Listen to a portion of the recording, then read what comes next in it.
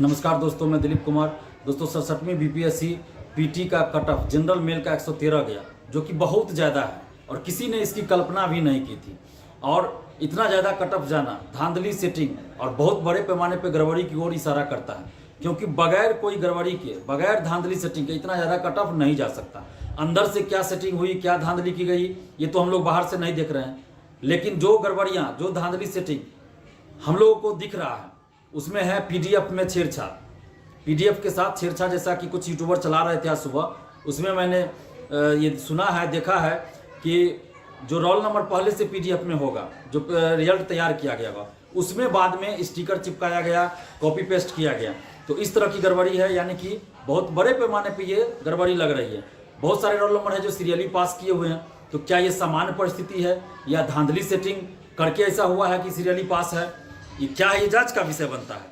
लेकिन पीडीएफ में जो छेड़छाड़ वाली बात कुछ लोग कर रहे हैं यूट्यूब पे, तो ये बहुत बड़े स्तर पे धांधली सेटिंग की ओर इशारा करता है। और तीसरी बात कि 6-7 क्वेश्चन का आंसर भी गलत दिया गया है। मैंने आज सुबह ही फाइनल आंसर की से मिलाया तो मुझे 6 से 7 क्वेश्चन का आंसर भी गलत लग रहा है। और चौथी बात कि बहुत सारे स्टूडेंट्स मेरे पास फ़ोन किए हैं, बता रहे हैं कि फाइनल आंसर की से जितना उनका मार्क्स आ रहा है उससे कम करके 3 नंबर, 4 नंबर, 5 नंबर कम करके उनका मार्क्स बीपीएससी के वेबसाइट पे दिखाया जा रहा है। तो ये 4 तरह की बातें अभी तक सामने आई है। अगर इसके अलावा भी आप लोग को कुछ नज़र आए, पता चले, तो ज़रूर हमें बताइएगा। लेकिन ये 4 चीज़ें हैं और इन सब के पीछे जो सबसे बड़ा जिम्मेवार, जिसको कह लीजिए दोषी कह लीजिए, वो है शिक्षा माफिया। जो 67वीं बीपीएससी पीटी परीक्षा पहली बार हुई थी 8 मई को, पेपर लीक हुआ था, अरबों रुपए का इसमें खेल चला था। और जिन लोगों से पैसा लिया गया होगा तो उन लोगों को ये लोग या तो पैसा वापस करे या फिर पीटी पास कराए, ये क्वेश्चन उपलब्ध कराए, जैसे भी कराना है। तो कहीं ना कहीं ऐसा लग रहा है कि उन लोगों को अंदर करवाने की ये सब जो साजिश रची गई, इसके चलते इस तरह का बात हुआ है, इतना कदम ज़्यादा गया है और पीडीएफ में छेड़छाड़ किया गया है। क्योंकि अतुल प्रसाद जी नए अध्यक्ष हैं, लेकिन उनके जो और लोग हैं अधिकारी, कर्मचारी, वो तो पहले से हैं, लंबे समय से, कोई 4 साल, कोई 5 साल, कोई 7 साल से वहाँ हैं। और वो लोग पेपर लीक में भी निश्चित रूप से संलिप्त होंगे, क्योंकि जब बीपीएससी ऑफिस के अंदर जांच गया तो जांच बंद कर दिया गया। 64वीं में इतनी बड़े पैमाने पे गड़बड़ी हुई, 66वीं में डीएसपी का रैंक घोटाला, पद घोटाला किया गया। तो ये तो टीम तो वही है, सिर्फ अध्यक्ष बदले हैं, सिर्फ अध्यक्ष नए हैं, बाकी लोग तो वही पुराने लोग हैं। और जिन लोगों को हम लोग हटाने की बात करें, जैसे परीक्षा नियंत्रक अमरिंदर कुमार, जिनको सचिव भी बना दिया, उनको हटाने की मांग हम बहुत पहले से करते आ रहे हैं। तो वो लोग, हो सकता है अध्यक्ष जो अतुल प्रसाद जी, उनको पता भी ना हो और ये लोग गड़बड़ी कर दिए, वैसा भी हो सकता है। ये जांच का विषय है, ये जांच निश्चित रूप से इसमें होनी चाहिए। और जब तक जांच निष्पक्ष नहीं होगी और सभी शिक्षा माफिया नहीं पकड़े जाएंगे, तब तक तो गड़बड़ियां होती रहेंगी। जो लोग अभी पीटी पास भी कर गए हैं 11,607, तो फिर इसमें जो सेटिंग से गए होंगे, धांधली सेटिंग कर गए, वो तो मेंस में भी सेटिंग कराएगा। हम ये नहीं कर रहे हैं कि 11,607 में सभी सेटिंग से ही गए हैं, हम ऐसा नहीं कर रहे हैं। लेकिन हम ये जरूर कर रहे हैं कि इसमें बहुत सारे लोग मेरिट से, ईमानदारी से भी गए हैं, लेकिन बहुत सारे लोग सेटिंग से भी गए हैं। तो जो सेटिंग से गए तो मेंस में भी सेटिंग कराएगा। तो इसलिए एक बार निष्पक्ष रूप से सीबीआई जांच पेपर लीक की होनी चाहिए और 67वीं पीटी का पुनर्परीक्षा का जो रिजल्ट दिया गया है उसकी भी जांच होनी चाहिए। क्या पीडीएफ में कोई छेड़छाड़ की गई है?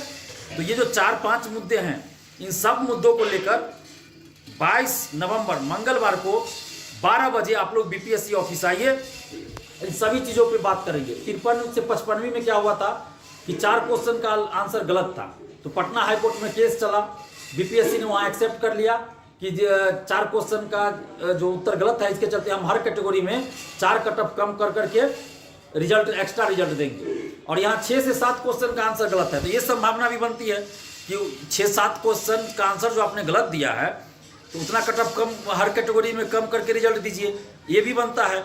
और दूसरी बात कि पूरे रिजल्ट की जांच भी होनी चाहिए। जो पीडीएफ में छेड़छाड़ हुई है कि नहीं हुई है, इसकी जांच होनी चाहिए। अगर नहीं हुई है छेड़छाड़ तो अध्यक्ष और बीपीएससी को क्लीन चिट मिल जाएगा। जांच कराने में क्या दिक्कत है? जांच होनी चाहिए। जब बाहर बात ये चल रही है कि पीडीएफ में छेड़छाड़, जैसे जानकार बता रहे हैं, जो लोग इस चीज़ के एक्सपर्ट हैं, जानकार है, वो लोग बता रहे हैं कि ऐसा लग रहा है कि पीडीएफ में छेड़छाड़ किया गया, जो रिजल्ट है उसमें छेड़छाड़ किया गया है। बहुत सारे रोल नंबर पे स्टिकर बाद में चिपका के रोल नंबर दिया गया है, कॉपी पेस्ट किया गया है। तो क्या बात है, ये जांच होना चाहिए। और जब तक एक बार निष्पक्ष जांच नहीं होती है पेपर लीक की, तब तक धांधली सेटिंग आगे भी होती रहेगी। और इन सब मुद्दों को लेकर हम लोग बीपीएससी ऑफिस मंगलवार 22 नवंबर को 12 बजे बीपीएससी ऑफिस जा रहे हैं। आप सभी लोग आइए, घर मत बैठे रहिए। अगर आप घर बैठे रहिएगा तो 67वीं का 113 गया और 67वीं का 120 जाएगा, तो आप क्या कीजिएगा फिर। और जब तक ये धांधली सेटिंग बंद नहीं होगी तब तक बहुत दिक्कत है। और जब ये रिजल्ट प्रकाशित हुआ था उससे पहले ही 113 कटअप व्हाट्सएप, टेलीग्राम ग्रुप, फेसबुक इस सब पे वायरल हो गया था। उसके बाद से ही मेरे पास बहुत सारे स्टूडेंट्स का फ़ोन कॉल्स आने लगा है, अभी भी आ रहा है, व्हाट्सएप पे मैसेज आ रहा है। तो मैं सभी का फ़ोन कॉल रिसीव नहीं कर पा रहा हूँ, ना ही व्हाट्सएप पे सबका रिप्लाई कर पा रहा हूँ, लेकिन जितना संभव हो पाता है फ़ोन कॉल भी रिसीव करता हूँ, व्हाट्सएप पे रिप्लाई भी कर रहा हूँ। जिनका कॉल छूट जाता है उनको बाद में कॉल बैक भी करता हूँ। लेकिन इसके बावजूद भी बहुत सारे लोगों का फ़ोन कॉल मैं रिसीव नहीं कर पा रहा हूँ या कॉल बैक नहीं कर पा रहा हूँ, क्योंकि आप समझ सकते हैं कि 24 घंटा ही होता है और इसी में सब कुछ करना है। और मैं खुद फ़ोन रिसीव करता हूँ, खुद व्हाट्सएप पे भी रिप्लाई करता हूँ। ऐसा नहीं है कि मैं किसी स्टाफ को रखा हूँ या किसी सहयोगी को रखा हूँ जो ये सब काम करते हो मेरे बदले, मुझे ही सारा काम करना रहता है।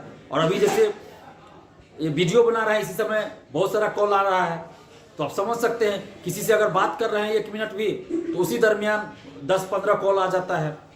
तो आप सोच सकते हैं कि अकेला कितना मैं कर पाऊंगा। जितना हो पा रहा है मैं कर पा रहा हूँ। जिन लोगों का फ़ोन रिसीव नहीं कर पाया हूँ मैं कोशिश अभी भी कर रहा हूँ और आगे भी करूँगा, बारी बारी से कॉल बैक करूँ।